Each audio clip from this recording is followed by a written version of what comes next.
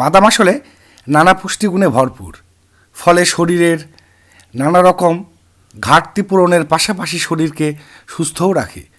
এই বাদামের তালিকায় রয়েছে আমন্ড, কাজু, পেস্তা, আখরোট, চিনেবাদাম প্রভৃতি।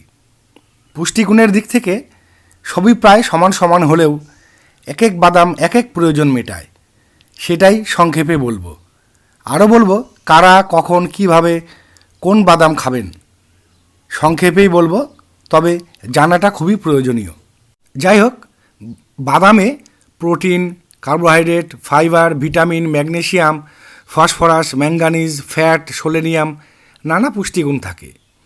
এই সকল পুষ্টিগুণের সমাবেশ বাদামকে এক মহৌষধে পরিণত করেছে। প্রসঙ্গত, বাদামে ফ্যাট থাকা মানেই তা শরীরের জন্য ক্ষতিকর, এই ধারণা কিন্তু একেবারেই ভুল। বরং বাদামে থাকা ফ্যাট আদতে